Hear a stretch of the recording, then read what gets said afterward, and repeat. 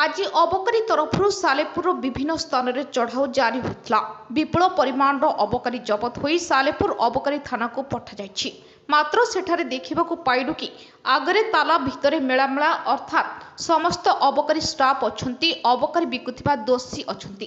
सालेपुर अबकारी ओआईसी शेफाली साहू अच्छा समस्ते थाई ऑफिस गेट ताला कौन पचार आम कैमेरा देखी चेई उठिले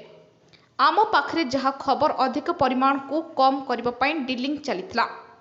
तांको official report sorry panchayat Patna गाँव 7.92 लिटर फरेन लिकर जबत द्वितीय नांदल पंचायत भातपड़ारू 9 लिटर देशी मद जबत होईछि तृतीय छाणीपुर पंचायत बालिया गाँव 20 लिटर रंधामहुली जबत होईछि तीनोटी पृथक पृथक केस रुजु होईछि यथा केस नंबर 154/24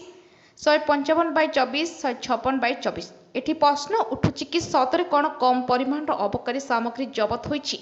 ना अधिक शेफाली मैडम गेट दे के ऑफिस काम करुथले